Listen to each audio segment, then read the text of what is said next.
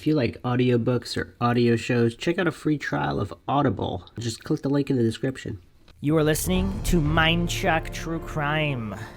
This is the O.J. Simpson case. We are finally doing it.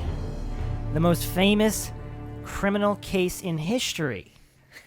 And Stephen Avery's slowly creeping up on that. You can check out our Stephen Avery series if you haven't also. This is Bruce McGuire. And Maxwell Powers. And Johnny Mills. And we will be going into every aspect of the case in typical Mindshock fashion, going over theories you might not even have heard before, and examining all of the evidence to get to the truth without falling for logical fallacies. If you like our podcast, you can donate to our PayPal. Just check the link in the description. Make sure you subscribe to the channel and hit the bell notification for updates on new podcasts, of which there will be many. And you can check us out on social media, Facebook, Reddit, Twitter, Patreon. Just check the description. Okay, so first of all, before we get into the nitty-gritty of the O.J. Simpson case, do you guys want to just quickly go over the media effect and the effect on society you guys have observed over this case? Because this case was just so much far beyond the actual case. Black versus white.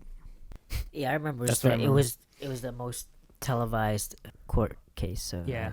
it was crazy. The cultural Everyone impact. everyone was glued to the TV, especially at that last day. Did you guys see the Oprah Winfrey reactions to the the verdict case? readings? It was insane. I didn't see it. Was Oh, she upset? Let's put it up right now. Oh yeah, Or well no, she's I happy. remember. Well, just people were going ballistic. Oh, yeah, on they it. were It's like jumping they up didn't and even care. down. The main thing that I observed, I don't think any of them cared about the truth. No, they Just didn't. like, They didn't. They he should just get off, wanted. he should be convicted. Yes. Yeah, the two different sides. So it was kind of crazy. Yeah, the reactions were kind of crazy. Like, if you see, like, the white people were very upset. Yeah. And, you know, African Americans. Well, Yeah, I'm sure. yeah, I'm yeah. sure they Yeah. blew. Happy. It's, yeah, I'm sure they bias. blew that out of proportion. Yeah, as probably. well. But if you look on YouTube. But it's kind of like it. Well, it's that case set up like the not set up, but like the it's the Obama case. I mean, not the case, but the Obama presidency. Wait till they played it in Times Square.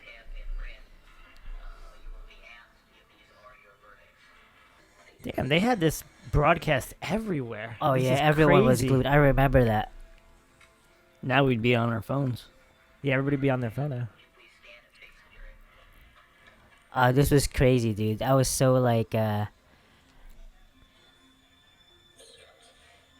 was like that. Superior Court of California, County of Los Angeles, in the matter of the people of the state of California versus Orenthal James Simpson, case number BA097211. We, the jury, in the above entitled action, find the defendant Orenthal James Simpson not guilty of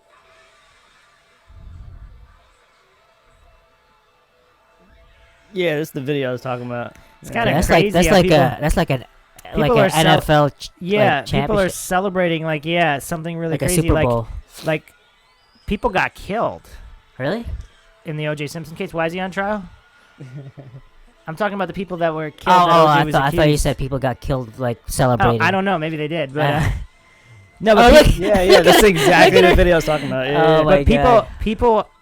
people are dead, and they don't know who killed them, and they're celebrating like crazy. It's kind of Yeah. weird. I don't know.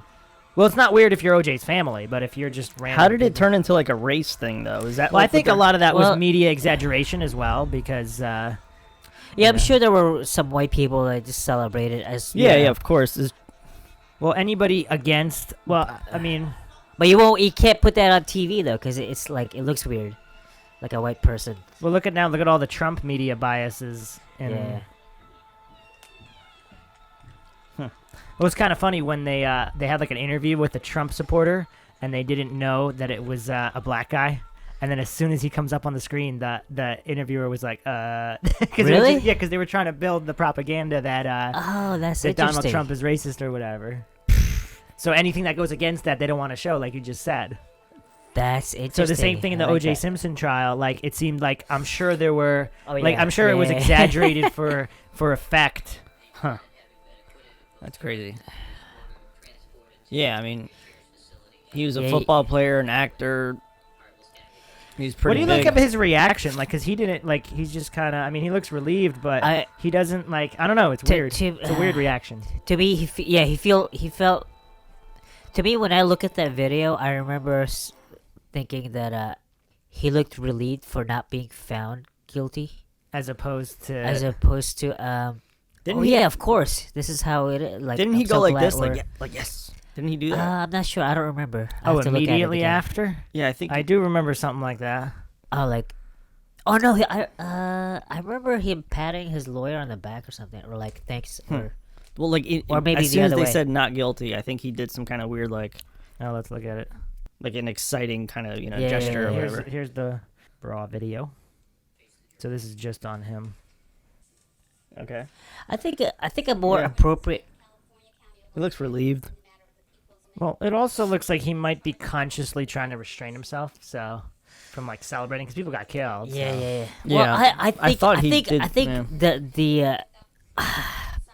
man, I don't know. I think the more appropriate reaction, if you really are innocent and you went through all that ordeal, is to break down crying. Oh. That's what I don't know. So for the I- record, so you think he's guilty, Maxwell? I think he is. I don't know. I can't prove Johnny? it, but If I knew if I was innocent and I was found not guilty for something I didn't do, I would celebrate and just be like, "Told you, motherfuckers, I'm innocent. Get me out of here." well, I think it's also how the case went, because if it was like really close, that it's really stressful when it's really close. Like if they have something, against All right, you. so let's set the stage for the examination with O.J. Simpson's ex-manager, who just on November 27th, he just said that Simpson did not act alone in the slayings. So Didn't act alone, meaning he actually Yeah, thinks he he- did it or well, knows here's he did here's it. the article. O.J. Simpson's former manager, Norman Pardo, is making a documentary about the infamous murders, presenting the case that Simpson didn't act alone. Pardo, who describes himself as a friend of the NFL great turned con and worked with O.J. for nearly 20 years after his acquittal, has been developing the film for 4 years with co-executive producer Dylan Howard. The series will be pitched next week to streaming services, cable, and premium networks to coincide with the 25th anniversary of the homicides of Nicole Brown and Ron Goldman. That was a weird way to say it. The anniversary of the homicides? That's kind of... Isn't it anniversaries? That's kind of a weird way to say it. For the first time... people the- say that with everything. For the first... Yeah, but why not say of the case? Death anniversary. For the first time, the most thorough investigation into the murder ever conducted will be shared with America, said Pardo, who claims to have more than 70 hours of video of Simpson that nobody has seen. What? We have assembled a team of internationally renowned criminal investigators, experts, and lawyers, he said, and they believe that they can not only prove Simpson was involved in their death, but for the first time, reveal he had at least one accomplice. his son. That's Johnny Mills' theory. Howard is behind the Discovery ID crime series, An American Murder Mystery, and the Reels series, National Enquirer. When does that come out? They're pitching it, so I don't know if it's 100%. Well, this What they're doing this with it? works with Maxwell. They're doing a movie. Oh, that make a good movie?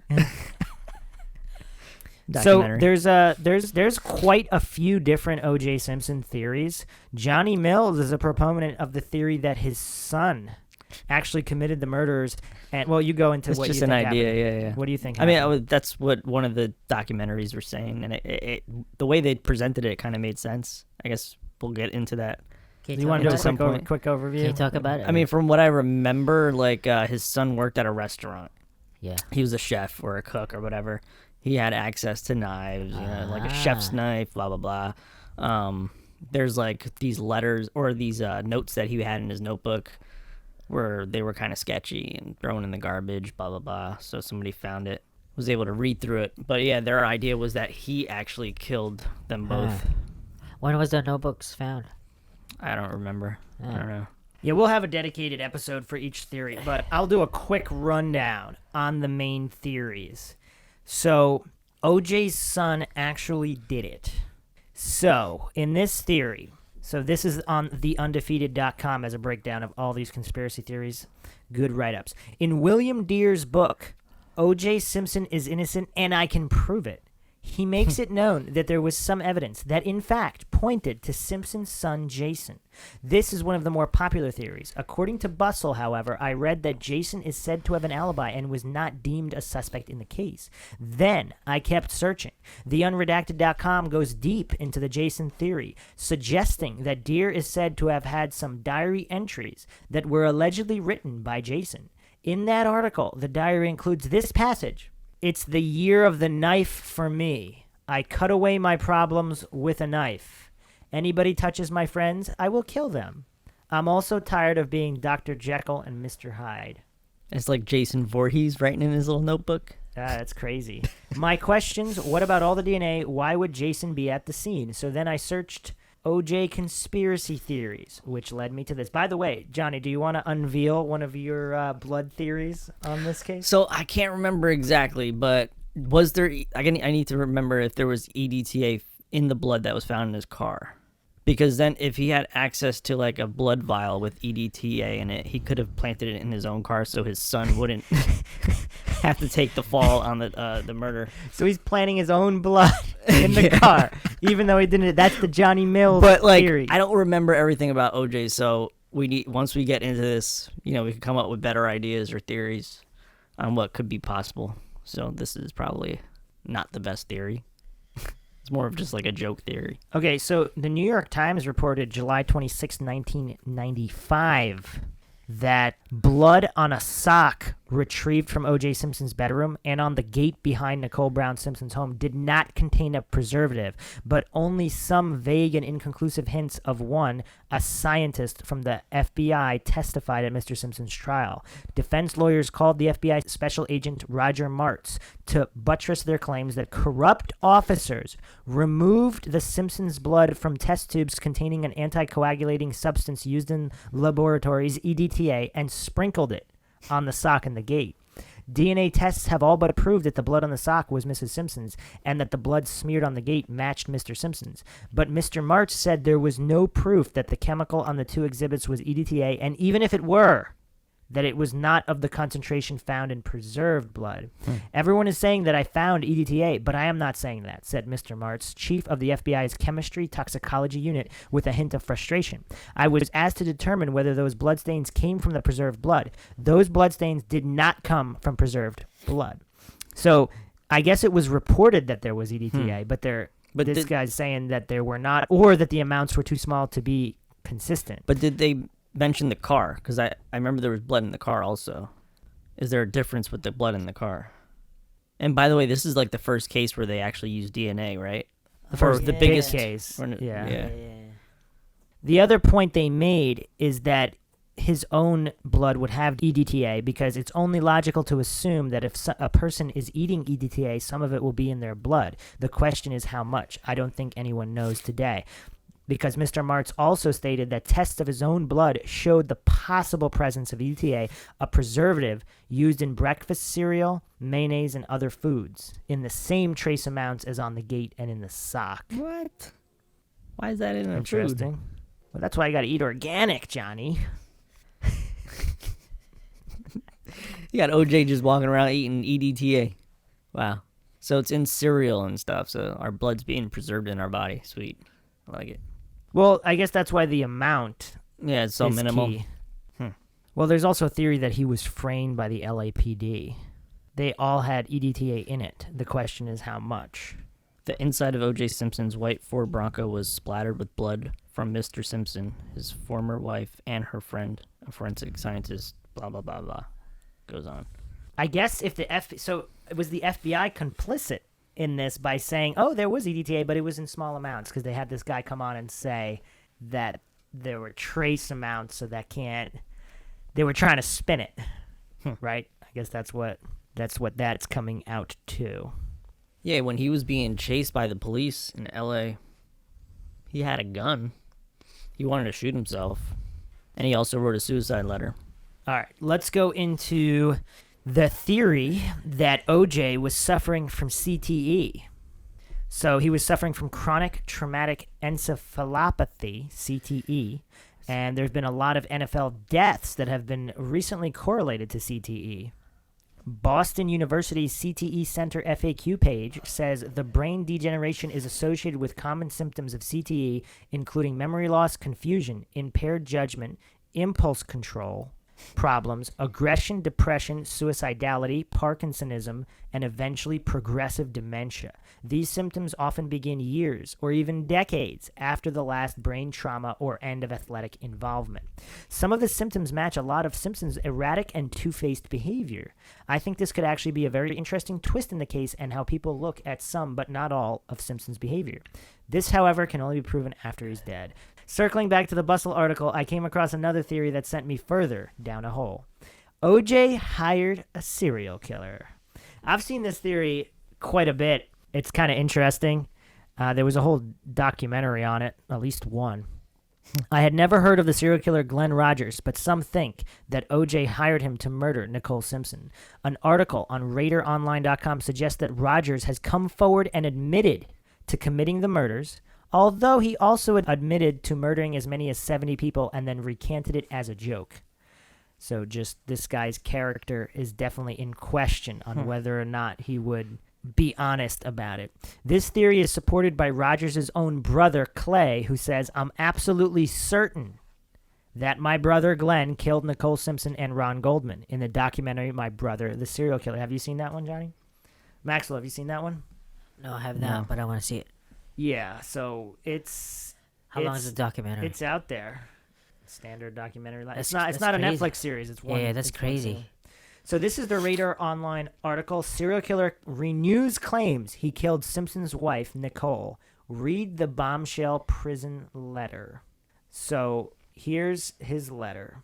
And this, Pardo is actually mentioning this. So he's probably, I'm guessing he's talking about this. This was from several years ago. But Glenn Rogers wrote Simpson's manager that he killed them. So unless... Do you really think his manager would come out and make a documentary about his son being Simpson's son being? He's probably talking about this guy. So Rogers is currently serving time on death row in Florida, and this was a 2012 documentary, My Brother the Serial Killer. Clay Rogers claimed, "I'm absolutely certain that my brother Glenn killed Nicole Simpson and Ron Goldman. I know my brother did it because I've seen proof that he was there." Now Simpson's manager Norman Pardo has shared a bombshell letter from Rogers in which he claims that O.J. Simpson didn't even do this crime.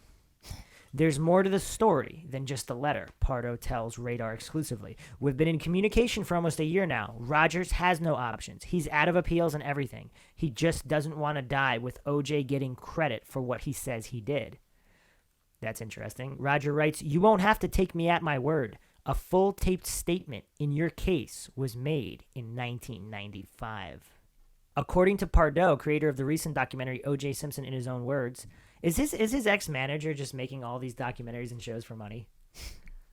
I was thinking that too, but you Yeah. said he's got so much footage and there's That's what lawyers. he said. He said he does. We'll see if he... Because why didn't he really use it for the other documentaries?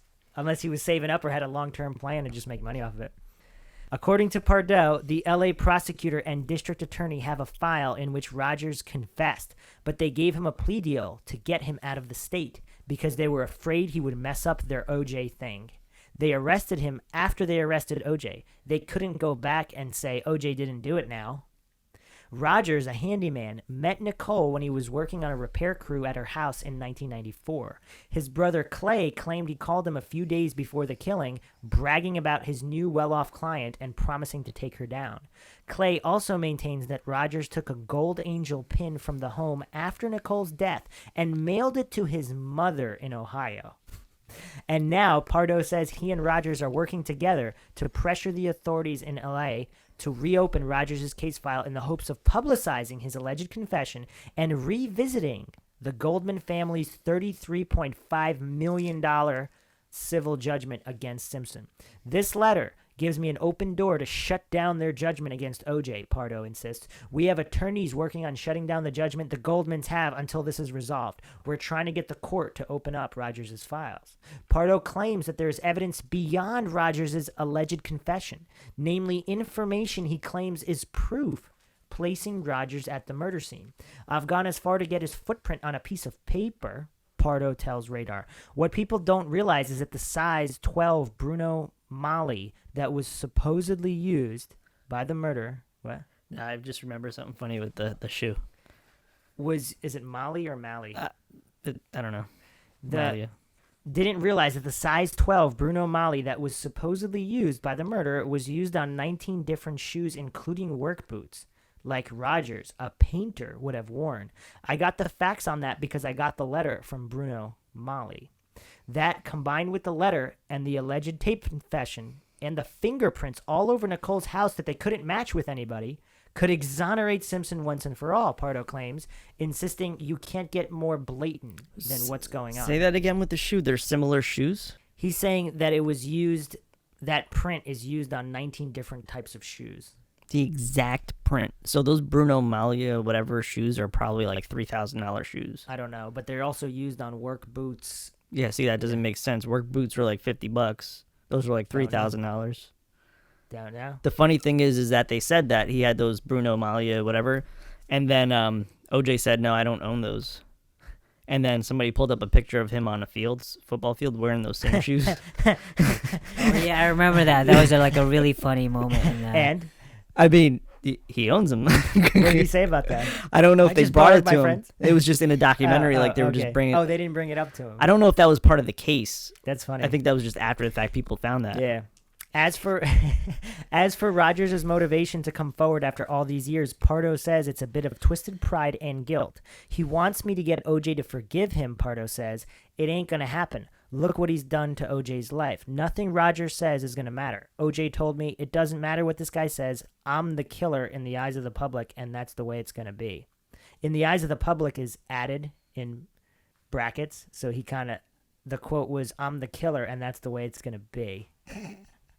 At the time Rogers first made his claims, LAPD spokesman Commander Andrew Smith told CNN, the LAPD is quite confident that we know who killed Nicole Brown Simpson and Ron Goldman. We have no reason to believe that Mr. Rogers was involved. But isn't that what he would say if they were framing OJ?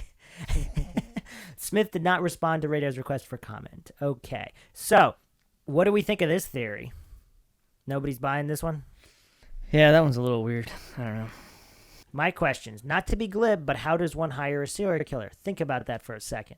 Weren't the victims' blood in OJ's Bronco? What about all of that evidence? It's past people's bedtime in California, and I'm still up in Maryland falling deeper into the hole. Here's another theory. Nicole Brown was murdered by the Colombian drug cartel. What do you think about that, Maxwell? I like that one.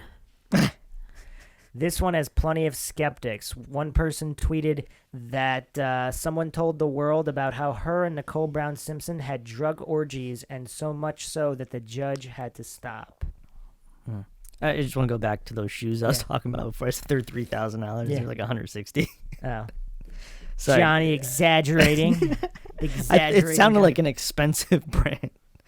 I guess anything Italian sounds kind of expensive. Well, how much were they back then? Or is Well, it looks like Oh, here there the actual price says 160. Like on here, an ad or something. Yeah, drug cartel. I don't know. It's just so.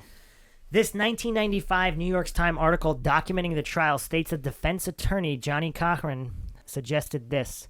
Mr. Cochran suggested that the very brutality of the killings indicated that the perpetrators were drug dealers out to collect a debt, and that the real target was Faye Resnick, who was living with Mrs. Simpson and taking drugs around the same time. And Faye Resnick is the one who was talking about the drug orgies, and the judge stopped it for some reason. That does sound familiar. That was her friend, right? Yeah. Yeah, this guy doesn't think it's viable. He says, as many have said, dead men don't repay debts. Injured men do. Which is kind of silly because the drug cartel is known for killing mass quantities of people and beheading them to scare other people into paying debt. So, I mean, I don't know if you could just say that off the bat. Maxwell, what do you think about the drug cartel killing Nicole Brown Simpson? That's perfect. That's your theory now? It just makes a good movie for. That's how you base your judgments on reality, Maxwell, whether or not it makes a good movie? Right now I do, yeah. Oh, okay. The Aryan cult. Before I started to get sleepy, the last theory I saw was that an Aryan cult tried to frame OJ. A 2014 Heavy article refers to the book Blood Oath, The Conspiracy to Murder Nicole Brown Simpson, and how some Aryans sought to frame OJ to expose problems within the American judicial system. Huh? White supremacists murder 2 white people and frame a famous black athlete to expose how fraudulent the American justice system? How does that work, and why, though? These conspiracies are all entertaining to varying degrees, but it's hard to go against all the forensic evidence that was pinned against Simpson. He also has no alibi. Is that true?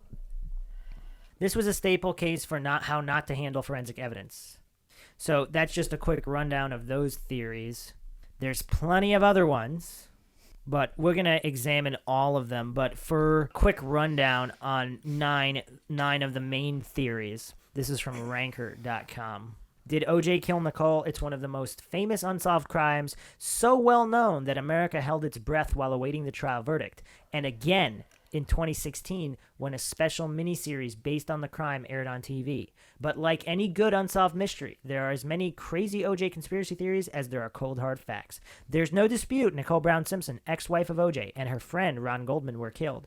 They were stabbed multiple times and the crime scene was brutal. But what actually happened? Was it OJ killing his ex-wife out of rage or something more nefarious? Was it white supremacists? OJ's son? Or, in good old American tradition, is the Illuminati to blame? I think Maxwell's going to jump on that one. No one has been convicted criminally for Nicole's death. So who killed Nicole Brown Simpson? Was anybody convicted for Ron Goldman's death? There was another trial For Goldman? after a civil suit or something, civil trial. That's why they always felt like they were left out. The spotlight was always on Nicole. Yeah. So OJ's son did it. This is the Johnny Mills believes this one, right? That sounds good. Could it be that Jason Simpson, OJ's son from a previous marriage, was so obsessed with his stepmom that it led him to murder? That was private detective Bill Deer's suspicion. He thought that, in a jealous rage, after she skipped out on a dinner he organized, Jason went mental and killed her. In his version, OJ was only involved in helping with the cleanup. Deer was so sure this was the case, he talked about it in a BBC documentary and then published a book. The title, OJ is Guilty, but not of murder. Some people went with his theory, but others thought it was too circumstantial and didn't explain why OJ's blood was at the scene in a plausible way. What's your explanation for that, Johnny? Yeah, I don't know that anymore. He planted his own blood. I don't know. Well, he would have access to it, wouldn't he? Yeah, he could cut himself. The next day he flew out though. Who? OJ.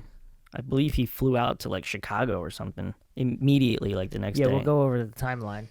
The other Kinda one, random. the other theory, it was to settle a drug debt. If there's a group of people you don't want to mess with, it's drug dealers. Some, including OJ's lawyer Johnny Cochran, argued Nicole owed money to some drug dealers. There have been a lot of rumors about addiction. The theory goes that they were looking for a friend, Faye Resnick, but somehow Nicole ended up dead in the crossfire. Resnick has denied this and even wrote about it in a best-selling book, but some people remain convinced. It was CTE's fault. CTE, or chronic traumatic encephalopathy, is a progressive degenerative disease. The cause, repeated blows to the head, like one might find in, say, professional football. It leads to atrophy and a decrease in brain weight, among other devastating effects. The interesting part for this theory is that CTE has been linked to erratic behavior, poor judgment, and other personality-distorting behaviors. Could that be what led OJ to alleged murder? That's the problem. We can't find out if he has the condition until after he's dead. As diagnosis They checked his requires brain? on autopsy. Autopsy, okay. Yeah. Well, here's the thing. Like, how is that like a real crazy theory though? Like, if he played football, he could have CTE. Yeah. I mean, that doesn't seem that crazy to me. It was a father-son affair. While so many people believe either OJ or his son Jason did it, it's unsurprising that there are some people who believe it was actually a joint enterprise. That's an interesting way to explain that. This theory was discussed by the expert on the Real Crime Profile podcast, which included allegations Jason had previously threatened girlfriends and managers with a knife, which, considering Brown was stabbed to death, seemed suspicious. Plus, the idea they did it together would explain OJ's blood at the crime scene. Others have pointed out that killing 2 people in a small enclosure would be very difficult for one person, so maybe a double team does make sense. It was all outside though. Right outside the But wasn't house. it within the gate, though? Yeah, it was. Yeah. It is a small place. I actually drove by there. You That's did? a good Yeah. theory. Cause Johnny it was Mills really has weird. investigated the actual scene of the crime? You didn't even tell me this. Wait, you were there? Not when it happened. Uh-oh. Oh, so you walked on there? You I planted didn't some walk. evidence? No, I didn't want to get out. We just drove by it Uh, in the back. and It through was the like a front. rail. So and if there it was like- one guy trying to kill 2 people, do you see that as problematic? What or- what I find see- really weird now is that I think about it, that is problematic. Again, what I find really weird after going there, because you see the photos online, but if you actually go there, it's like condos connected so Yep. close. Yep. How did nobody hear anything? Well, all the pictures I've seen, they don't show any of that. They only they focus on the exact location. like zoomed without in, the you can't see surrounding- anything. Yeah, it's Yeah. all a connected building with like Yeah, other yep.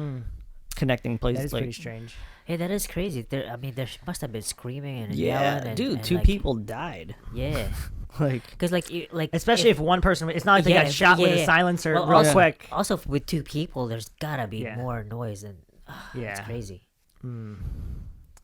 OJ used a hired killer, not just any killer, a serial killer. This theory actually comes from Clay Rogers, brother of serial killer Glenn Rogers, who claims his brother confessed to the murders of Nicole and Goldman while he was on death row. In this theory, Rogers was hired by OJ to commit a robbery, but told to kill his wife if she got in the way, which she did.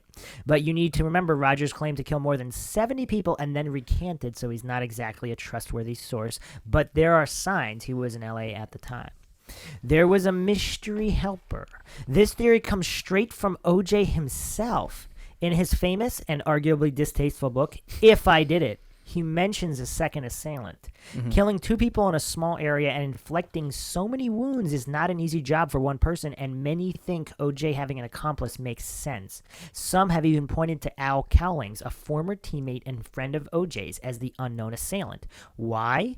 He was the man who owned and drove that oh-so-famous white Bronco during OJ's chase. Probably has something to do with it. yeah, OJ was in the back. I mean, that needs its own episode, everything to do with that whole situation. So, an Aryan cult. What if it wasn't the Illuminati trying to start a race war, but a cult? That's exactly what some theorists believe, as was explained in the book Blood Oath. In this conspiracy theory, white supremacists committed the murders. They then tried to frame OJ. The reason? To expose the U.S. justice system and its flaws. If you're left scratching your head, you're not alone. It doesn't exactly add up, but some people are still convinced. All right, check this one out. The Illuminati was using OJ. Now, this may sound ridiculous to you, but for some people, the Illuminati is actually a totally legitimate theory for, well, everything. In this particular case that's sort of convoluted, OJ was in cahoots with a drug dealer, while Nicole Brown Simpson had a neighbor in the CIA who she alerted to OJ's illegal activities. The Illuminati had Nicole murdered so they could continue their illegal drug smuggling. Others have said the Illuminati wanted to both start a race war, and they knew they could incite both black and white Americans with the crime. Here's the thing, that one's not that outlandish. If there was a CIA neighbor, they could have just killed them to shut that up from exposing the CIA neighbor. Nothing to do with the Illuminati. Just someone in a position, in a political position, that didn't want to get exposed with some kind of drug thing. That seems plausible, right? Yeah, I guess. No? I mean, he beat her a bunch of times prior to that happening. Nicole. But what is that? I mean, yeah, but not to excuse it in any fashion, Yeah. but look at the percentage of people that are involved in any kind of spousal abuse. What percentage of those actually go on to Killed murder? him. Not that didn't happen, and I'm no way saying he's innocent in any way. Yeah, I'm yeah. just saying previous assaults don't prove that he murdered them. So that's not conclusive proof in any way. I guess it kind of shows that CTE coming out. I don't know. Yeah, but again, a lot of people with CTE also don't commit murder, but do abuse people. So I don't know. What do you think, Maxwell? If it don't fit, you must acquit. Or whatever he said. It's interesting. It was just a mistaken identity. F. Lee Bailey, Simpson's lawyer, gave a lengthy explanation of an alternate theory. Not only was OJ innocent, but the victims weren't even the intended ones. He was convinced 2 drug dealers committed the murders, but thought Nicole and Goldman were 2 different people. But the witnesses who he said would back up this theory didn't appear at the trial. Apparently, they were worried calling more witnesses would lead to a mistrial. That sounds weird. Plausible, but it doesn't sound terribly convincing. That's kind of weird, right? All right, so let's go over the basics of the case for people that don't know or are a little bit rusty in their O.J. Simpson murder case info. So basically, the O.J. Simpson murder case, the people of the state of California versus Orenthal James Simpson, was a criminal trial held at the Los Angeles County Superior Court in which former NFL player, broadcaster, and actor O.J. Simpson was tried on 2 counts of murder for the June 12th, 1994 deaths of his ex-wife, Nicole Brown Simpson, and her friend, Ron Goldman. On the morning of June 13th, 1994, they were found stabbed to death outside Brown's condominium in the Brentwood... You paying attention, Maxwell? Brentwood. They were found stabbed to death outside Brown's condominium in the Brentwood area of Los Angeles. Simpson was a person of interest in their murders. On Bundy Drive. Wow, what a coincidence. He did not turn himself in, and on June 17th, he became the object of a low-speed pursuit. That's the first time I've ever heard it described. They had a low-speed pursuit. It's always that was live on TV, too. Yeah, I remember that. Yeah, I remember that too. A low-speed pursuit in a white 1993 Ford Bronco SUV owned and driven by Al Cowlings. TV station interrupted coverage of the 1994 NBA Finals There's a video to of that. broadcast the incident live. It was watched by an estimated audience of 95 million people. Damn. That's a lot of people. The pursuit, arrest, and trial were amongst the most widely publicized events in American history. The trial, often characterized as the trial of the century because of its international publicity similar to that of the Seiko and Vanzetti and the Lindbergh kidnapping, spanned 11 months from the jury's swearing in on November 9th, 1994. Opening statements were January 24th, 1995, and the verdict was announced on October 3rd, 1995, when Simpson was acquitted on both counts of murder. Following his acquittal, no additional arrests or convictions related to the murders have been made. According to USA Today, the case has been described as the most publicized criminal trial in history. Do you know if he was in jail during that whole time? I don't remember. I'm not sure. Or was he out? Maxwell, Pay bail. you got the facts. Say it again. So it took like over a year to get finish this whole thing. Was he in jail that whole time? Like Avery, he was. Oh yeah. Yeah, I think so. He was? Because like this dude, well, I don't even know if he was rich anymore. At Like, that point? that dude's broke right now, I think. Oh yeah, because he was caught stealing from a storage facility or something like that. Yeah, that he was stealing his memorabilia. He was stealing his own. Is it stealing if you're taking your own stuff? Oh, That was is stolen that from what it you? was? Is that what it was? I don't know. Yeah, it was his own like memorabilia.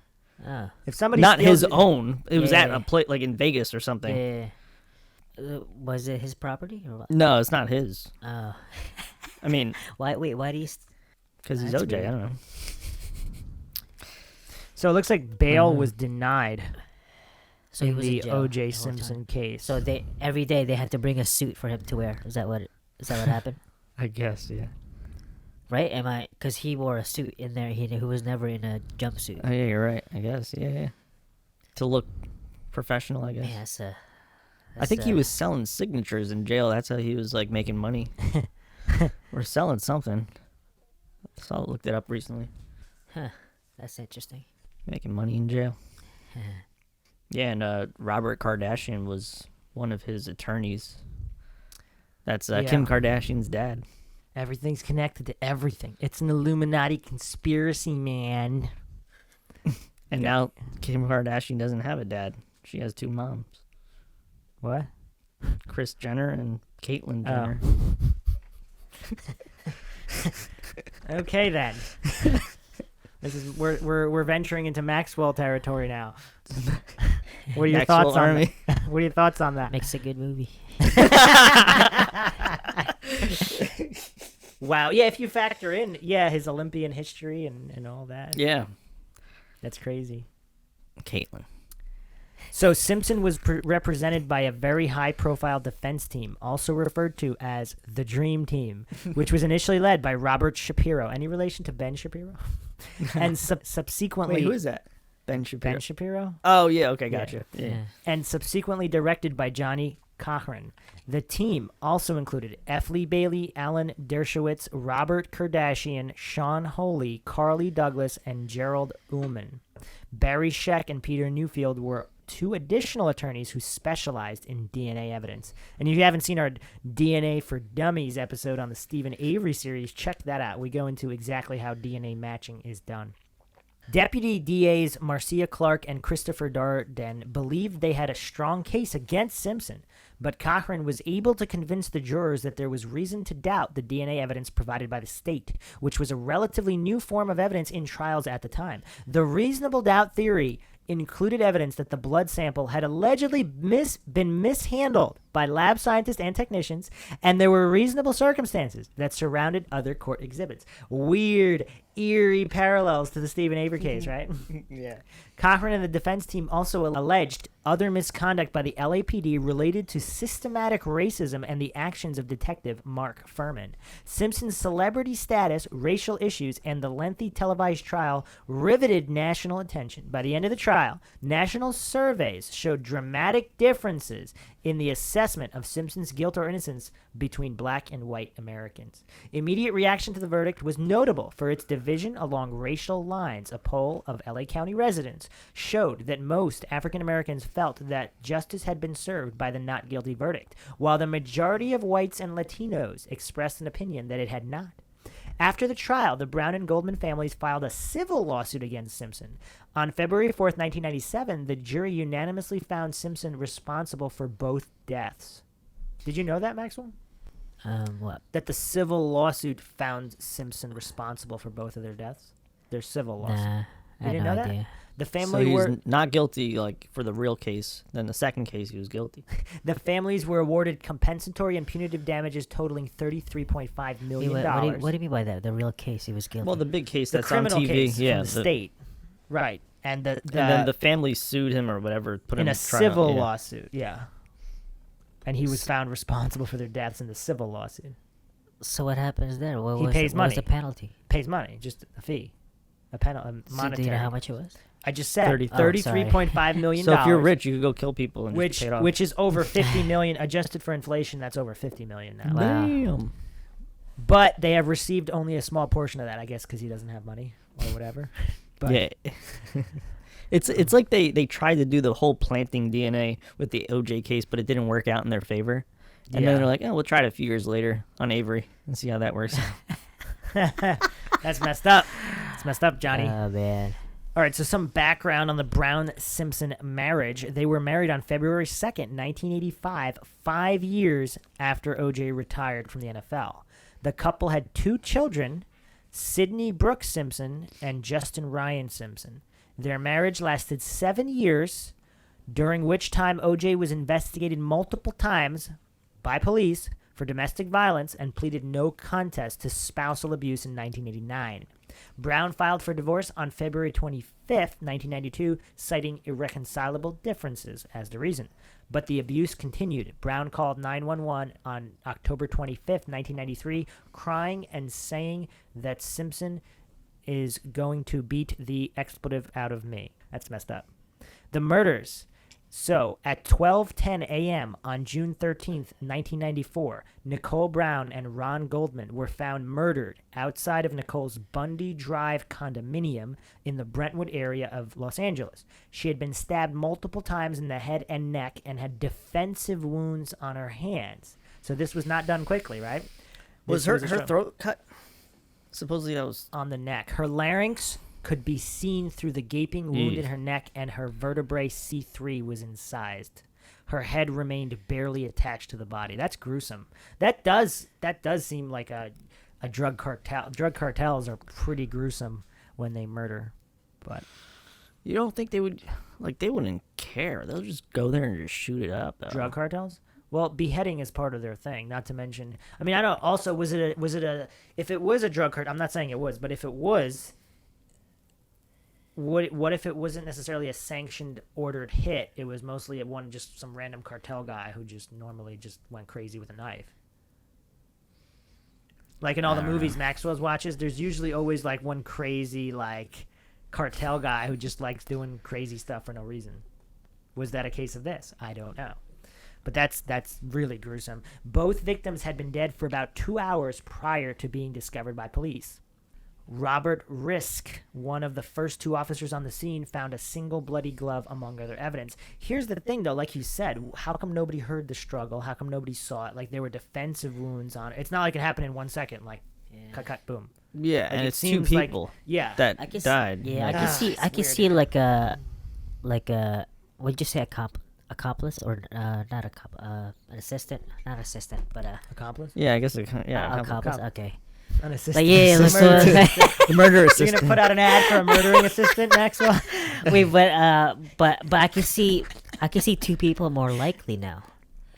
Because I mean, there would be less screaming and yelling if there's two people trying to kill. What There you would don't still think? Be, no, I I mean, mean, I don't know. There would still be some. But this area was kind of constrained too, because it Yeah. was like so it's Narrow hard to path. imagine also having two people kill two people.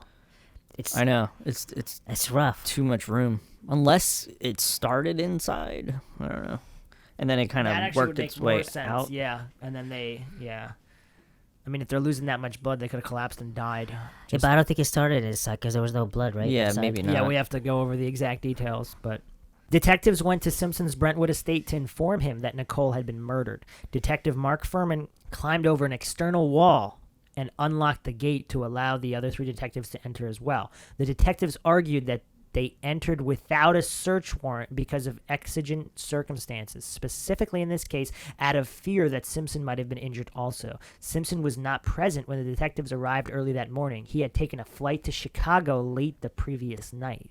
Detectives briefly interviewed Cato Kalin, who was staying at Simpson's guest house. In a walk around of the premises, Furman discovered a second bloody glove. It was later determined to be the match of the glove found at the murder scene. That was at his house. Where was that second? Yeah, glove? at Simpson's guest house. Oh yeah. Okay.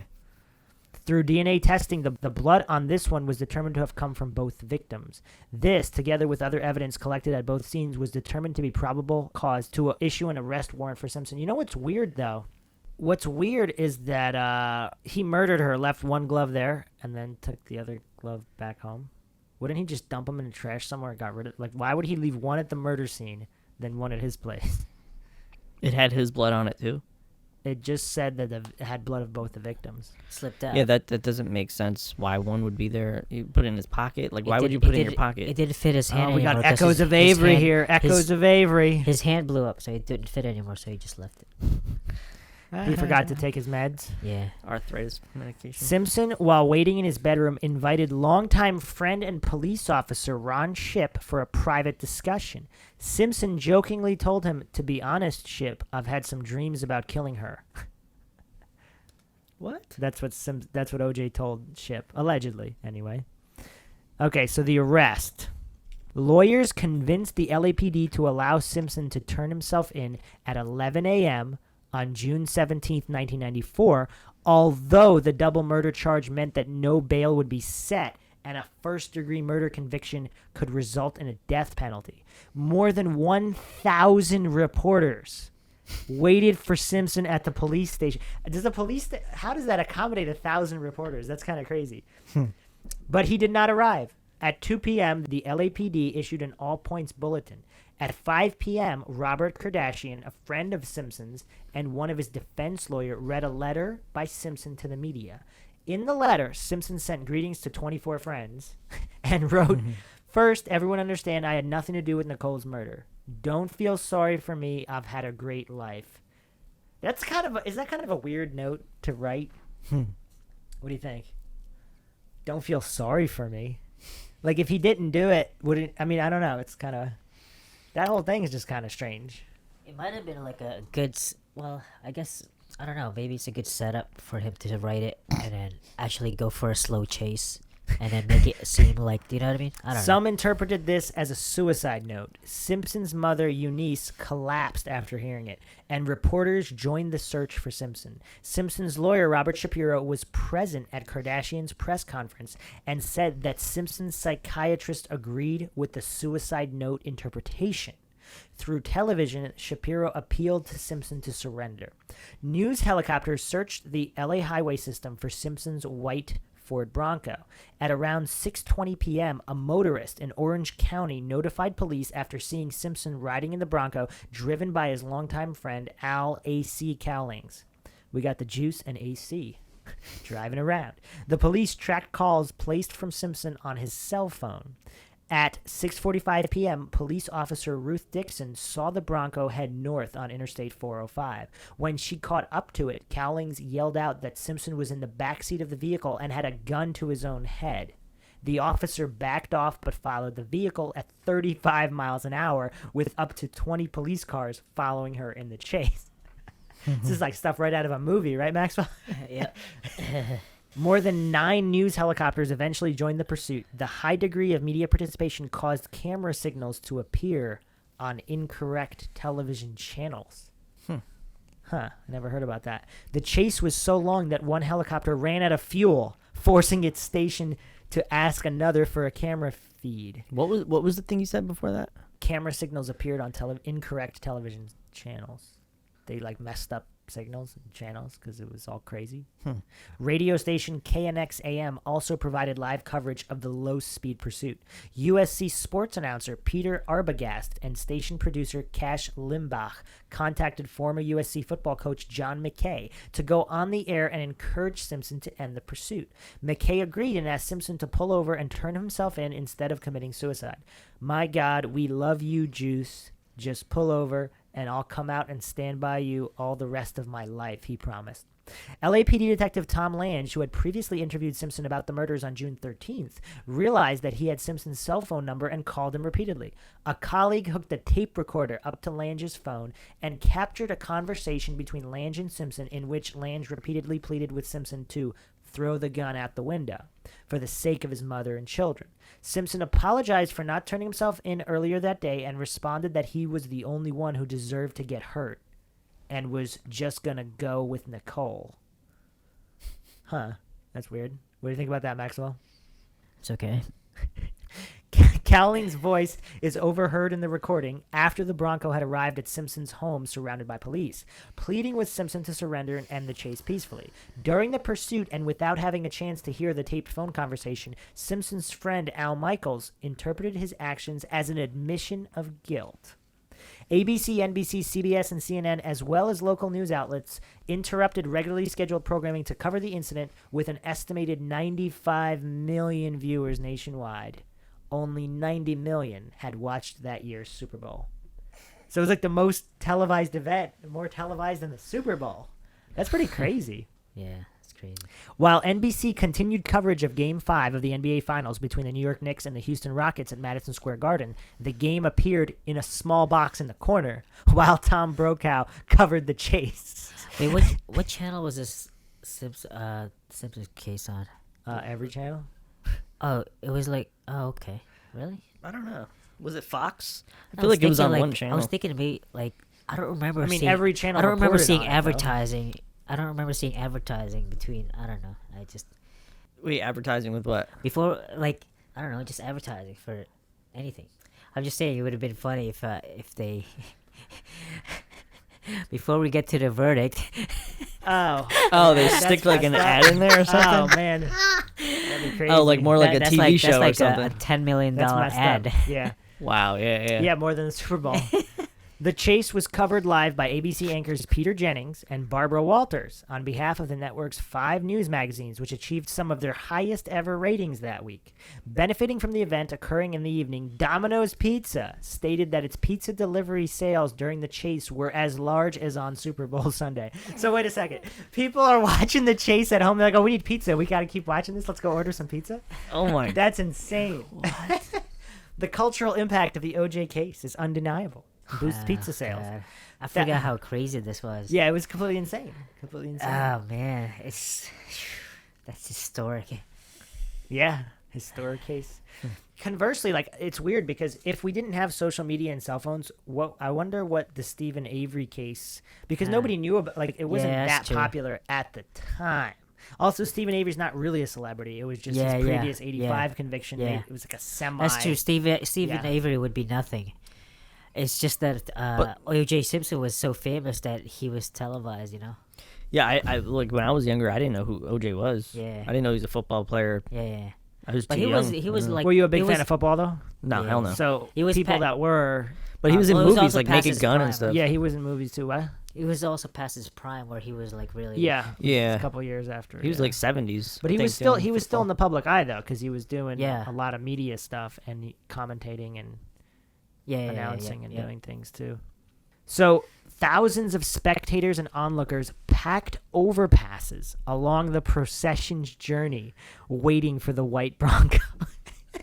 Yeah, people are on top of the bridges. Yeah. Yeah, that's watching crazy. them. There's videos. Of Well, you know that, what's too. really crazy is like normally it's a high speed chase. They're going 35 miles an hour, so they could actually plan where they could actually guess where the route's gonna go. Yeah. And like, oh, let's go watch the It's OJ like pursuit. It's like the president's here, or like the Pope It's is funny. riding I by, think or it's, Or like something. an I think Olympic it's race. the only slow speed it's the only one I can think chase of. in history, It's the right? most famous for Yeah, low. yeah. Normally you hear it's always a high speed. Maybe pursuit. they told him to do low- that, like to play it up. Well, Oh, if you man. have Let's if you get have a more gun, ratings. if you have a gun, you can slow speed.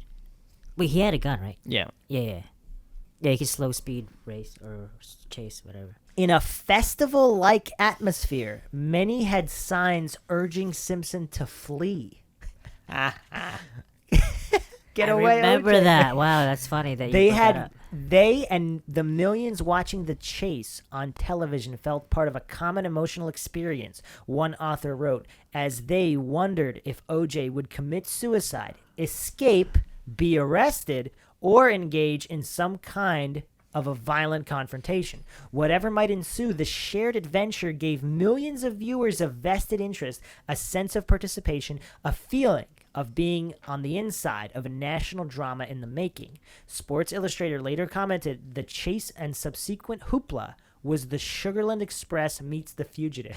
That's an interesting way for Sports Illustrated to phrase that. Simpson reportedly demanded that he be allowed to speak to his mother before he would surrender. The chase ended at 8 p.m. at his Brentwood estate. 50 miles later, where his son Jason ran out of the house gesturing wildly, and 27 SWAT officers awaited. After remaining in the Bronco for about 45 minutes, Simpson was allowed to go inside for about an hour. A police spokesperson stated that he spoke to his mother and drank a glass of orange juice, causing reporters to laugh. It's an ad, like. Shapiro arrived, and Simpson surrendered to authorities a few minutes later. In the Bronco, police found $8,000 in cash, a change of clothing, a loaded .357 Magnum, a passport, family pictures, and a fake goatee and mustache. Sounds like a typical Maxwell weekend, right? That sounds. Didn't they do that in Pee Wee Herman? What? Like, I don't know. When did that movie come out? Because that sounds so familiar. Like that was in a Pee Wee movie. Pee Wee Like- Herman? Pee Wee's Big Adventure. He had the fake goatee. Hold on, what year did that come out? I wonder. Are you a big Pee Wee Herman fan? Oh hell yeah! Johnny Mills? Came out in 1985. Pee Wee's Big Adventure was 85. We got to do a podcast on Pee Wee when he was in the movie theater. Pee Wee Herman goatee. It wasn't him wearing the goatee. It was the guy that he was with. Neither the footage of the Bronco chase nor the items found in the Bronco were shown to the jury as evidence in the trial. As Simpson was driven away, he saw the crowds, many of whom were African Americans, cheering him. Simpson said, "What are all these expletives doing in Brentwood?" So the trial. Judge Lance Ido presided over the trial. On June 20th, Simpson was arraigned and pled not guilty to both murders. As expected, the presiding judge ordered that Simpson be held without bail. The following day, a grand jury was called to determine whether to indict him for the two murders. 2 days later, on June 23rd, the grand jury was dismissed as a result of excessive media coverage, which would have influenced its neutrality. How many cases of that does that happen with? That's insane. Jill Shively, a Brentwood resident who testified that she saw Simpson speeding away from the area of Nicole's house on the night of the murders, told the grand jury that the Bronco almost collided with a Nissan at the intersection of Bundy and San Vicente Boulevard. Isn't that weird? So someone did see him speeding away, allegedly, unless the police just told the victim or told the witness to say that. Another grand jury witness, a cutlery salesman named Jose Camacho, said he had sold Simpson a 15-inch German-made knife similar to the murder 3 weeks before the killings. Shively and Camacho were not presented by the prosecution at the criminal trial because they had sold their stories to the tabloid press. Shively had talked to the television show Hard Copy for $5,000, while Camacho told his story for the National Enquirer for $12,500. Looks like the National Enquirer pays more money than Hard Copy. More than twice. That's crazy. Rather than a grand jury hearing, authorities held a probable cause hearing to determine whether or not to bring Simpson to trial. This was a minor victory for Simpson's lawyers because it would give them access to evidence as it was being presented by the prosecution, in contrast to the procedure in a grand jury hearing. After a week-long court hearing, California Superior Court Judge Kathleen Kennedy Powell ruled on July 7th that there was sufficient evidence to bring Simpson to trial for the murders. At his second arraignment on July 22nd, when asked how he pleaded to the murders, Simpson, breaking a courtroom practice that says the accused may plead using only the words guilty or not guilty, firmly stated, absolutely 100% not guilty. District Attorney Gil Garcetti elected to file charges in downtown LA as opposed to Santa Monica where the crime took place. The decision would prove to be highly controversial, especially after Simpson was acquitted. It likely resulted in a jury pool with more blacks, Latinos, Asian Americans, and blue-collar workers that would have been found from Santa Monica. Now, here's another interesting point. You're entitled to a jury of your peers. So what does that mean for justice? If you live in like a rich neighborhood and your friends are all these rich people, either of an ethnic background or not, you're entitled to them being your jury, right? As opposed to random people who hate you that don't know you from across the country. So how does that, I don't know. It's kind of weird. The prosecution decided not to seek the death penalty and instead sought a life sentence. Deputy District Attorney Marcia Clark was designated as the lead prosecutor. Deputy DA Christopher Darden became Clark's co-counsel. Simpson wanted a speedy trial, and the defense and prosecuting attorneys worked around the clock for several months to prepare their cases. In October 1994, Judge Lance Ido started interviewing 304 prospective jurors, each of whom had to fill out a 75-page questionnaire. That's insane. On November 3rd, 12 jurors were seated with 12 alternates. The trial began on January 24th, 1995, and was televised by Court TV and in part by other cable and network news outlets for 134 days. Yeah. It's like a full season. What's it called? The jury, they weren't allowed to leave, go home or anything. They had to stay at a hotel that was closed off. They couldn't watch TV. They couldn't. Huh. Yeah, I remember that. Yeah, that's crazy. Imagine Darden, that? That's like jail. How long was the trial for? It's like a year. 134 days. Or 100. Yeah. That's rough. It's like a whole season of a TV show. They get paid for that? You get paid It's like something. $12 a day or something. Whatever it is. Darden argued that Simpson killed his ex-wife in a jealous rage. The prosecution opened its case by playing a 911 call from Nicole Brown Simpson on January 1st, 1989, in which she expressed fear that Simpson would physically harm her, and he could be heard yelling at her in the background. Other material related to domestic violence was presented. The prosecution also presented dozens of expert witnesses to place Simpson at the scene of the crime on subjects ranging from DNA profiling to blood and shoe print analysis. During the opening weeks of the trial, the prosecution presented evidence that Simpson had a history of physically abusing Nicole. Simpson's lawyer, Alan Dershowitz, argued that only a tiny fraction of women who are abused by their spouses are murdered. Within days after the start of the trial, lawyers and those viewing the trial from a single closed-circuit TV camera in the courtroom saw an emerging pattern: continual and countless interruption and objections from both sides of the courtroom, as well as one sidebar conference after another with the judge beyond earshot of the unseen jury located just below and out of the camera's frame. So let's look at jury selection. According to media reports, Clark thought that the woman, regardless of race, would sympathize with the domestic violence aspect of the case and connect with her personally. On the other hand, the defense's research suggested that women generally were more likely to acquit than men, and that jurors did not respond well to Clark's combative style of litigation. The defense also speculated that black women would not be as sympathetic as white women to the victim, who was white, because of the tensions about interracial marriages. Both sides accepted a disproportionate number of female jurors. From an original jury pool of 40% white, 28% black, 17% Hispanic, and 15% Asian, the final jury for the trial had 10 women and 2 men of which there were 9 blacks, 2 whites, and 1 Hispanic. At the start of the trial, 12 jurors and 12 alternates were selected from a pool of 250 potential jurors. Over the course of the trial, 10 were dismissed for a wide variety of reasons. Only 4 of the original jurors remained on the final panel. During the middle of the trial, a number of the jurors staged what the media called a revolt. After being sequestered for 101 days, 13 of the 18 jurors refused to enter the courtroom until they were granted a meeting with Judge Ido. Eventually, the jury returned with 13 members wearing black or dark-colored clothing in what was described as a funeral procession. There's a lot of dramatics in this case, huh? Yeah. A lot of dramatics. Yeah, so they did a TV show for the OJ thing. Is like The People versus OJ, which is a pretty good show. Like, if you haven't watched it, kind of good to like keep up with what's going on with it. So they have it on Amazon, and they also have the documentary OJ. So these are recent shows? Yeah, OJ Made in America was also pretty good. That's also on Amazon Prime, so if you have Prime, or you could also rent it on there. Pretty awesome. You saw these? Yeah. Actually, I need to watch freaking the OJ Made in America again. That one I don't remember too much, but I watched the show, which is decent. All right, let's look at the media coverage. So Marcia Clark in 2010 said, when the trial began, all of the networks were getting these hate mail letters because people's soap operas were being interrupted for the Simpson trial. Everybody loves their soap operas, right, Maxwell? You're a big soap opera fan?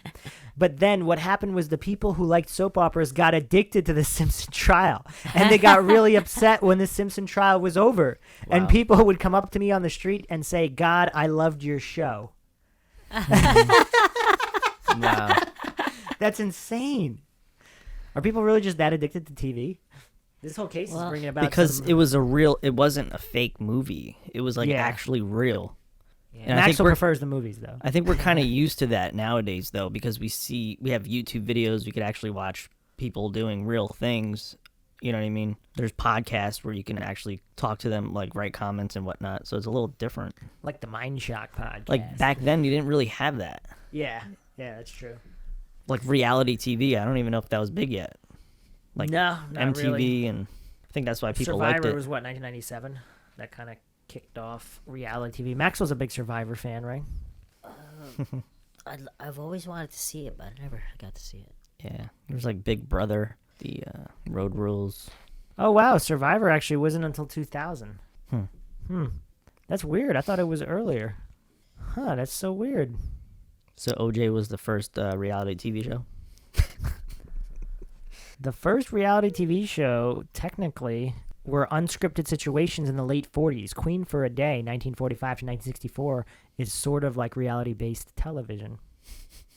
Candid Camera actually debuted in 1948. Modern day reality TV show. That's weird. You have to go to like a movie theater to watch it, right?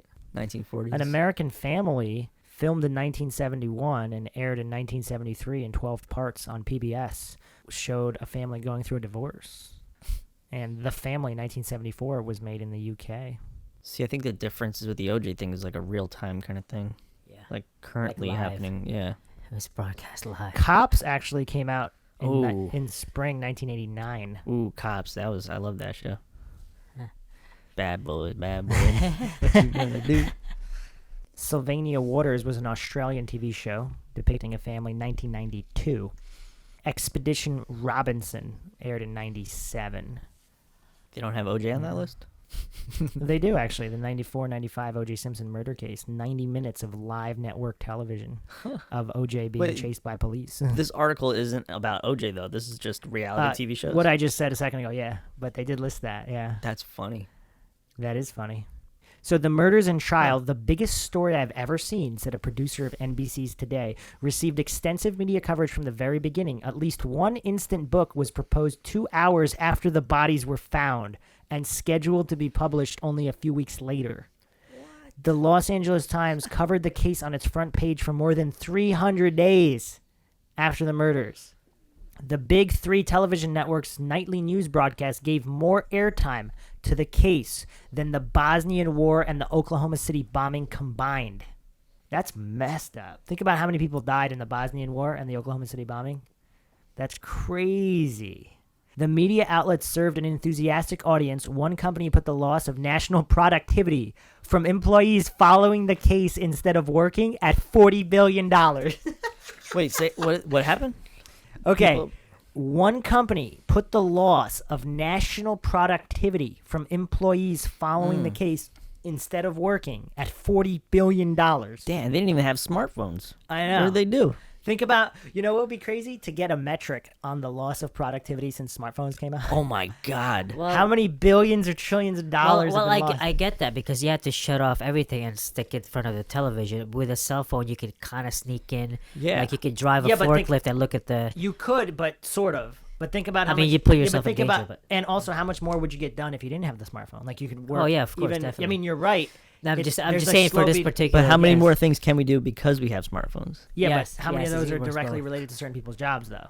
Like especially in Well, yeah. factories or like Or like how many do they podcasters do? looking at Or the if they articles. use their phone. Oh no, think about it. Let's do the ratio. What percentage of time does someone use their smartphone for work, and what percentage of time do they use it for other things, like playing Candy Crush or whatever? Yeah. Candy Crush. Today's episode is sponsored by Candy Crush. Just kidding. But that's crazy. $40 billion, and that was back then. Think about the adjustment for Wow. inflation. Yeah, we could easily look that up. It's probably like 150. Well, it was 30 million to 50 million, so we're looking at 20. 20. On The Tonight Show with Jay Leno, it aired many skits on the trial, and the Dancing Idos, a troupe of dancers dressed as the judge, was a popular recurring segment. Participants in the case received much media coverage. Fans approached Clark at restaurants and malls, and when she got a new hairstyle during the trial, the prosecutor received a standing ovation on the courthouse steps. Oh, yeah, I remember people were saying stuff about her hair. People, the magazine, approved of the change, but advised her to wear more fitted suits and tailored skirts. While Cochran, Bailey, and Dershowitz were already well known, others like Kaylin became celebrities, and Resnick and Simpson's girlfriend, Paula Barbieri, appeared in Playboy. Those involved in the trial followed their own media coverage. When Larry King appeared in the courtroom, after a meeting with Ido, both Simpson and Clark praised King's talk show.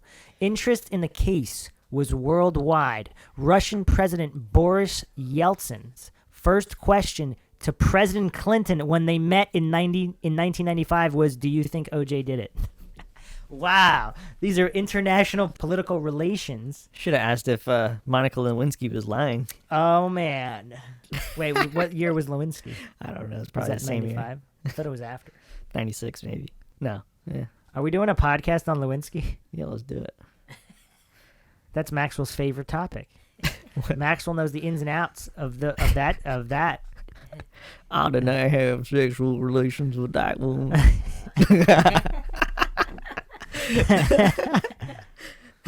That's messed up. That's messed up. I just want to play my It was saxophone. 98. 98. Yeah. 98. Wow, that's a while ago. That's Well- 20 years ago. 95 to 96 was when the alleged Oh. relations, the scandal. Lewinsky stated between November 95 and March 97 she had 9 sexual encounters in the Oval Office with President Bill Clinton. Damn. And he to this day says he hasn't, right? Beginning in September 97, there were recorded telephone conversations regarding the affair. In What? 97, Lewinsky left her Pentagon position. In January 98, Lewinsky submitted an affidavit in the Paula Jones case. I think 97 Princess Diana died. The issue of whether or not to allow any video cameras into the courtroom was among the first issues Judge Ido had to decide, ultimately ruling that live camera coverage was warranted. Ido would later be criticized for this decision by other legal professionals. Dershowitz said that he believed that Ido, along with others related to the case such as Clark, Furman, and Kaylin, was influenced to some degree by the media presence and related publicity. The trial was covered in 2,237 news segments from 94 to 97. Ido was criticized for allowing the trial to become a media circus and not doing enough to regulate the court proceedings as well as he could have. Among the reporters who covered the trial daily from the courtroom and a media area they dubbed Camp OJ were Steve Futterman of CBS News, Linda Dutch, and Michael Fleeman of the Associated Press, Dan Whitcomb of Reuters. Is it Reuters or Reuters? Reuters? Yeah, Reuters. Reuters? Like Reuter. steroid abusers? Reuters. Reuters. Steroiders. Janet Gilmore of the Los Angeles Daily News, Andrea Ford of the Los Angeles Times, Michael Caruso of the New York Daily News, Dan Abrams of Court TV, Harvey Levin of KCBS, and David Margolick of the New York Times. Writers Dominic Dunn, Joe McGinnis, and Joseph Bosco also had full-time seats in the courtroom. Full-time. On June 27th, 1994, Time published a cover story, An American Tragedy, with a photo of Simpson on the cover. The image was darker than a typical magazine image, and the Time photo was darker than the original. As shown on a Newsweek cover released at the same time, Time became the subject of a media scandal. Commentators found that its staff had used photo manipulation to darken the photo and speculated it was to make Simpson appear more menacing. After the publication of the photo drew widespread criticism of racist editorializing and yellow journalism, Time publicly apologized. All right, so last thing we're going to go over is the aftermath of the whole case. In February 98 issue of Esquire, Simpson was quoted as saying, "Let's say I committed this crime. Even if I did this, it would have to have been because I loved her very much, right?" I love you. Now die. Maxwell, thoughts on that quote? That's what he said. According to Esquire magazine in 98, that's what he said, yeah. If I were Let's to murder, let's say I committed this crime. Even if I did this, it would have had to have been because I loved her very much, right? Crimes of passion, is that what he's saying? yeah, I guess. So what? I don't get the sentiment behind it. Like he should be excused because he loved her, Well, or it doesn't matter that he what killed her else because did he he loved say her. after that? That's just a quote from that. In April 98, Simpson did an interview with talk show host Ruby Wax. As a joke, Simpson shows up at her hotel room and waved a banana about his head as if it were a knife and pretended to stab Ruby with it. With a banana? The footage soon made its way onto the U.S. TV networks, causing predictable outrage. That's kind of an interesting thing to do. Would you do that if you were OJ? Or does he really just have CTE? Or does he have CTE and he didn't do it and he was framed by the LAPD and he's acting this way because he does have CTE? Or is this a split case of split personality, Maxwell? I don't know. The civil trial. In 96, Fred Goldman and Sharon Rufo, the parents of Ron Goldman, filed a civil suit against Simpson for wrongful death, while Brown's estate, represented by her father, Lou Brown, brought suit against Simpson in a survivor suit. The trial took place over 4 months in Santa Monica and by judge's order was not televised. The Goldman family was represented by Daniel Petrocelli, with Simpson represented by Bob Baker. Attorneys for both sides were given high marks by observing lawyers. Simpson's defense in the trial was estimated to cost $1 million and was paid for by an insurance policy on his company, Orenthal Enterprises. I think they have video footage of it, though, of the interviews they had with OJ. And, yeah, it didn't really seem like he did it. Furman was not called to testify, and Simpson was subpoenaed to testify on his own behalf. In addition, a photo of Simpson taken while he was attending a Buffalo Bills game in '93 was presented at trial that showed him wearing Bruno Magli's shoes. The same type of shoes, which investigators said the killer of Goldman and Brown was wearing when the murders were committed. The photo was presented as evidence against him, as Simpson had previously denied ever wearing such shoes. The jury in the civil trial awarded Brown and Simpson's children, Sidney and Justin, Brown's only children, $12.6 million from their father as recipients of their mother's estate. The victims' families were awarded $33.5 million in compensatory and punitive damages, thereby finding Simpson responsible for the respective murders. In 2008, a Los Angeles Superior Court approved the plaintiff's renewal application on the civil court judgment against Simpson. 4 years after the trial, at an auction to pay some of the money in the compensation order, Bob Onyard, a conservative Christian radio host, paid $16,000 for some of Simpson's memorabilia, including his Hall of Fame induction certificate, 2 jerseys, and 2 trophies he was given for charity work. Enyart took the items outside the courthouse where the auction was held, burned the certificate and jerseys, and smashed the trophies with a sledgehammer. What? That's interesting law-abiding behavior, isn't it, Maxwell? Did you mention the car? Somebody has his car, too. Oh, no, I didn't mention that. I forget if he Somebody bought sold the it. Bronco. Yeah, somebody owns it, yeah. It's in a garage Maxwell, somewhere. did you buy the Bronco? No. If I did it, In November 2006, Regan Books announced a book ghostwritten by Pablo Fenieves based on interviews with Simpson titled If I Did It, an account which the publisher said was a hypothetical confession. The book's release was planned to coincide with a Fox special featuring Simpson.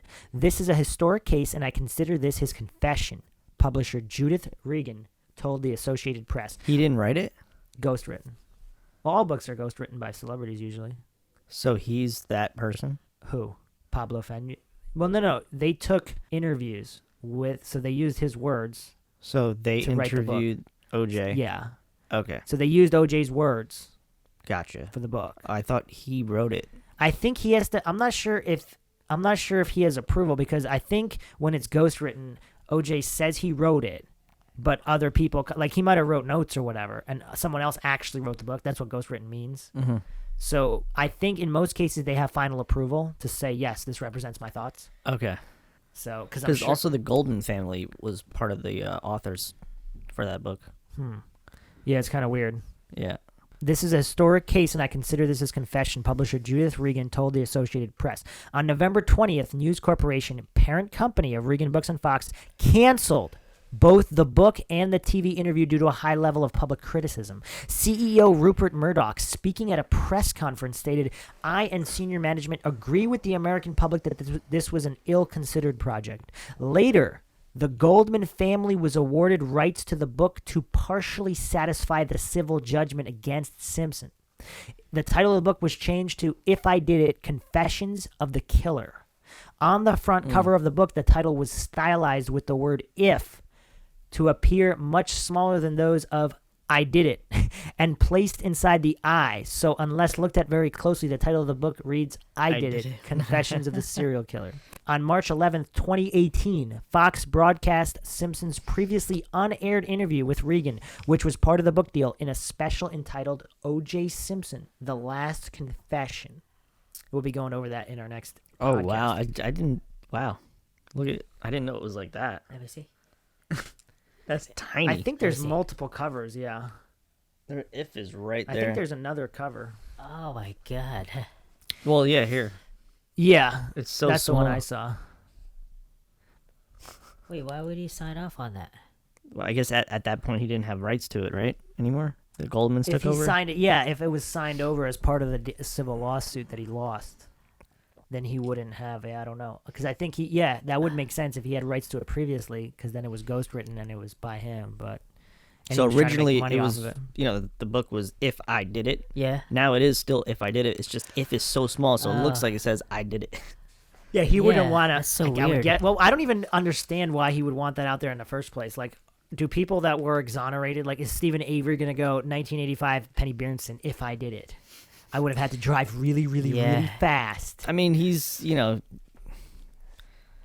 probably wanted to make money off of it. I guess. mean- In the decade-old Oh, yeah, 'cause interview, he's broke.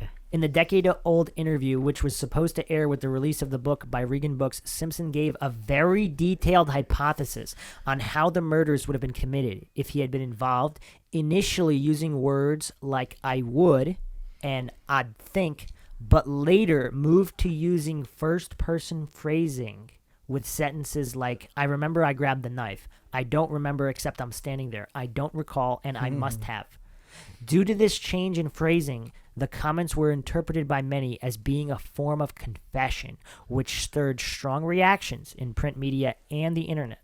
And then he always says, like, oh, yeah, just, so you understand, this is hypothetical. And there's He some turned it into a joke. and there's some pretty good body language analysis on YouTube that people have done of that interview. Yeah, we'll do an episode on body language analysis as well. In 2007, as a result of an incident in Las Vegas, Nevada, regarding an attempt to reacquire materials Simpson claimed were stolen from him, Simpson was convicted of multiple felonies, including use of a deadly weapon to commit kidnapping, burglary, and armed robbery, and sentenced to a minimum 9 years to a maximum 33 years in prison. His attempts to appeal that sentence were unsuccessful, and he resided at Lovelock Correctional Center in Lovelock, Nevada. It's a good name for a correctional facility. Lovelock, like you're locked there. because of love lock. That's weird. During his 2013 parole hearing, Simpson was granted parole on all counts except weapons related and the 2 counts of assault with a deadly weapon. After a July 2017 Nevada parole board hearing, voting unanimously 4-0, Simpson was granted parole after a minimum 9-year sentence on the remaining counts for the Vegas robbery, with Sunday, October 1st, 2017 to be his release date from prison on parole. According to Nevada law, if he continues his good behavior, Simpson will have his 33-year sentence reduced by 50% to make September 29th, 2022 the end of his sentence. He's out though, right? Yeah, on probation or whatever. Ah, okay. So technically he's serving his sentence while out. So he could still go back? Yes, if he violates. Damn, that idiot better not do anything. Well, let's see if he did. Is he out right now? Yeah, he's out. Upon release, Simpson intends to reside near his family in Miami, Florida. Goldman's father and sister, Fred and Kim, did not appear before the board, but stated that they had received about 1% of the $33.5 million that Simpson owes them from the wrongful death civil suit. Damn. Simpson had participated in 2 high-profile interviews regarding the case, one in '96 with Ross Becker, which outlined Simpson's side of the story, as well as a guided tour of his estate where evidence used in the trial was found. The second took place in 2004 on the 10-year anniversary of the murders, with Katie Couric for NBC speaking to Simpson. He had worked for that network as a sports commentator. In May 2008, Mike Gilbert, a former agent and friend of Simpson, released his book, How I Helped O.J. Get Away with Murder, which details Simpson confessing to the killings to Gilbert. Gilbert states that Simpson had smoked marijuana, taken a sleeping pill, and was drinking beer when he confided at his Brentwood home weeks after his trial what happened the night of the murders. Simpson said if she hadn't opened that door with a knife in her hand, she'd still be alive. This, Gilbert said, confirmed his belief that Simpson had confessed. What do you think about that, Maxwell? Wait, I missed the last part. You mean the whole part? What happened with the? She held on to the knife. He stated that Simpson stated if she hadn't opened the door with a knife in her hand, she'd still be alive. He said this to Gilbert. So Gilbert said that he took that as a confession. So I guess he's saying that she was scared of OJ and she opened the door with a knife and OJ got mad and killed her with the knife, like took it away from her and killed her or something like that. I don't know. Or maybe she tried to kill OJ or self-defense. I don't know, because he was attacking her. Who knows? We don't know the situation. In March 2016, the LAPD announced a knife had been found in 1998 buried at Simpson's estate when the buildings were razed. Have you heard about this in 2016? Nope. Maxwell? No. This is March 2016. A construction worker had given the knife to a police officer who, believing the case had been closed, did not submit it as evidence at the time. Forensic tests demonstrated that the knife was not related to the murder. So they found it buried at his estate. Now, forensic tests, if manipulated, did that have the real killer's DNA on it? And they said it wasn't related? Or if it was OJ's son, did he kill somebody else? Or if it was that other serial killer, did he decide to bury weapons from other murders there? Like, what's going on? Or was it, I don't know. It's kind of weird. I mean, what kind of knife was it? Was it Well, like a butter knife? this was at Simpson's estate. Yeah. Estate. But they don't say what kind of knife it is? No. It can be argued that the presence of Kardashian on Simpson's legal team, combined with the press coverage of the trial, would ultimately be the catalyst for the ongoing popularity of the Kardashian family. While Kardashian's ex-wife Kris Jenner was already married to former Olympic gold medalist Bruce Jenner at the time of the trial, Kardashian's family was mostly out of the public eye before the trial, only becoming famous due to the trial. All right, so final thoughts on the case. What do you think, guys? A lot of hoopla going on, right? There's a lot to go over. Yes. I'm going to read a few people's analysis on the OJ case from all over the internet. I thought they were pretty good in just general thoughts. Discovery docuseries is OJ Innocent, The Missing Evidence. From what I remember, the media were so wrapped up in all the other details, the racial element, the bungled police case, his high profile, people almost forget to consider whether he actually murdered them or not. He definitely did, but the end of the trial became more than that. Someone else said, I watched the 30 for 30 on ESPN, and it seemed that the trial became less about a man accused and most likely guilty of murdering 2 people to a black man is accused of murdering 2 white people. Listening to the jurors' interviews was sickening. It felt like they were just harboring all the dislike for the police, and it no longer mattered who the victims were or what really happened. The trial against O.J. became a symbol of black oppression from police and the justice system. I believe that unless there was a clear-cut video evidence depicting the murder, the jury would have at most reached a hung jury. It's a case where the integrity of the process is more important than the outcome. The prosecution bungled it hard and frankly seemed like they were banking on black kills attractive white women, so no effort trial. OJ definitely lost his life that day, so while he may not be rotting in jail, it's not as if he got off the hook. I just remember one thing. So that was close to around the time that whole Rodney King thing happened. Yeah, that was, yeah. And like the LA riots and whatnot. I believe, yeah, the Rodney King was right before that, right? Yeah. So there was still, and that's LA. It's California. Yeah, that was one of the principal driving factors of the sentiment around the case. Yeah, March 3rd, 1991, he was beaten by LAPD. And that was on camera. Yeah. I mean, we have a lot more of that now with people with smartphones. But yeah, nobody's surprised too much now about that. But yeah, that was like back the biggest, then, yeah. That might have actually led to people kind of being skeptical of police. That probably started that, because before that, especially decades prior, like the police were always like that. They were the neighborhood good guys. Like nobody would even think that or they even would do anything bad. believe that is possible. Yeah. Now you got Stephen Avery cases all over the place. Well, this was one of the first clear-cut, high-profile cases that showed how much being rich mattered in these things. So much high-profile cases like that tended to be rich white people. Also, white cops repeatedly got away with doing pretty awful things to blacks, especially in L.A., Rodney King. So it seems kind of like a turning point in the justice system, at least showing that a rich black man could get away with things just like a rich white man. That's a pretty interesting point, because a lot of people they think the whole racial thing is just a distraction from classism. And it's more of a classism type issue than racism. More of classism and culture versus skin color. Because the whole racist thing is kind of like, this isn't really the podcast for that, I guess, or maybe it is a little bit. But you have examples of really, really poor, starving white people in the U.S.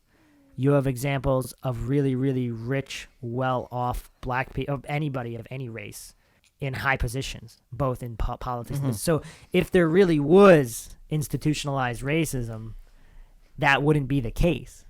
Like, there's millions of starving white people in the country. Yeah, I mean, there's of any race. Like, exactly. So it's not race really has nothing to do with so, it. Yeah, so the whole media propaganda of race, like we could even say the OJ thing kind of kickstarted it even more, because now if you look at the news, it's politicized. So now it's all about, they politicize the whole race. It's not ever really about race. And in certain cases where people are prejudiced against certain people, it's that one person prejudiced against this other person. It's not like a whole company or a whole institution. Yeah, it doesn't mean everybody is like that. Yeah, it's mostly, I would say it's mostly a distraction from the real issues, like classism and culture and other things. Nothing to do with skin color. Yeah, but when you were just talking about the whole like rich white guy or rich black guy. It's just rich people can get away with it. Yeah, it just made me think of the staircase a little bit. So. Oh, yeah, we got to do an episode on that. He did lose the civil suit to the Brown and Goldman families, $33.5 million total in damages awarded. Still doesn't make up for the incompetence of the criminal prosecution, I'm sure. They were banking on DNA evidence, which was very strong but not well understood at the time. Believe in justice and punishment for crimes, but as a society, we tend to equate justice with revenge. A black man was charged with killing a white woman, and a white America wanted revenge. A black man who claimed to be innocent was convicted in the court of public opinion before all the evidence had been presented, and black America wanted revenge for that. The whole thing was an unfortunate mess, and as so many tragic events do, it turned a lot of people into scared, reactionary animals for a while. Thinking about this case makes me wish that the public spent more time on empathy for the victims and less on righteous anger against the perpetrators. Even when the evidence is irrefutable, seeking revenge in the name of justice is as poisonous as murder in the first place. Cases like OJ's have reminded me not to make firm judgments about events I didn't witness and to focus that energy on caring for those in need. Very good comment there. One more big one here. All felony crimes are to the standard of beyond a reasonable doubt. Criminal matters in general are held to that standard. There's a few distinct steps along the way for burden of proof. Reasonable suspicion, 20% sure, A reasonable person would agree that it's plausible a crime occurred in the manner stated. I agree that it is plausible O.J. Simpson committed a murder. Probable cause, 51% sure. A reasonable person would agree that it's more likely than not the crime occurred in the manner stated. This is the standard of proof in all civil cases. I think O.J. probably committed murder. Clear and convincing evidence, 70% sure. A reasonable person would conclude that the evidence clearly corroborates that the crime occurred in the manner depicted. Based on evidence XYZ, I believe that O.J. committed the murder. Reasonable doubt, 90% sure. A reasonable person would conclude that despite the evidence presented, there exists still a doubt in their minds that they would be willing to stake an important decision in their own life against. I think O.J. did it, but there's something weird about the crime scene contamination. Beyond a reasonable doubt, 95% or more sure. A reasonable person would conclude that only an unreasonable doubt provided by something that would not enter the mind of a reasonable person, or that such a doubt would not affect a decision on the matter, could prove the innocence. I think O.J. did it, and unless he has a secret twin with the same DNA, well, if you listen to our DNA for Dummies podcast on Avery, you'll see that a DNA match doesn't need a DNA twin because it's done off of matching sequences. And it doesn't have to be a twin; it could be a clone. There's no way it could have been anyone else. What happened in the O.J. case was a combination of piss-poor policing, overzealous paparazzi, prosecutors who were in over their heads, strong anti-racist public backlash, and a defense team that just blew the lid off the whole damn courtroom. The police contaminated the entire scene. The paparazzi ensured everyone knew nearly every fact before the police revealed their narrative. Before police released their narrative. The prosecutors half-heartedly fought because of political pressure from above, and the city was in turmoil over the stoked racist implications. So here's the thing with that post. So, like, we all think he did it, right? Or at least was involved. Is that beyond a reasonable doubt? So should he really have been convicted of it, even if he did it? What about answering that question? Like with the Stephen Avery case, it's simple. Even if you think he did it, there's just no way to convict him because that's not even close to beyond a reasonable doubt. However, in the OJ case, it's a little closer because the prior history, all of that, you could say that it's possible and probable that he killed her. But is it beyond a reasonable doubt? Is he guilty beyond? So it's more of like he could have done it, not like he definitely did do it. Even if he likely did it, is it beyond a reasonable doubt that he did it? So we could all say he likely did it. It's more than 50% chance he did it. But is it beyond a reasonable doubt? Like, is it like pretty close to 100% certain? I want to hear all the evidence because I'm not sure. I can't. What do you think, Maxwell? Just off the cuff right now. Is it beyond, even if we all think he did it, is it beyond a reasonable doubt that he did it? I'm not sure. Like, are there certain cases where it's like beyond a reasonable doubt that we can like kind of compare that to, so we know for sure? Well, for example, if there was a video of somebody killing somebody, then okay, and a witness and a blood, you know what I'm saying? Like, it's more because still the video could be doctored, right? But yeah, if there's multiple videos, like, well, I guess one's enough. But if there's objective sources, a lot. I would say the majority of cases probably get the right guy. You have witnesses, maybe cell phone signals, like GPS track. I mean, you can't prove he had the cell phone on him, but if there was also a witness and there was also a security camera nearby, even if you don't have video of the crime. It's like the ones that don't have all that are the most interesting ones, right? Yeah, you kind of come up know, with your own ideas yeah. and thoughts. So that's our first episode on the O.J. Simpson case, discussing everything about the case, not just the case itself. And we will be examining all the theories and all the evidence to see if he did it, was it beyond a reasonable doubt? And if he didn't do it, or he was only one of one or more people, or one of two or more people that did it. Plenty of things to explore. So we hope you enjoyed another edition of Mindshock True Crime. If you like our podcast, you can donate to our PayPal. Just check the link in the description. And make sure you subscribe to the channel, hit the bell notification for updates, and check us out on social media, Facebook, Reddit, Twitter, and Patreon. This is Bruce McGuire signing off. And Maxwell Powers. And Johnny Mills. We'll see you next time.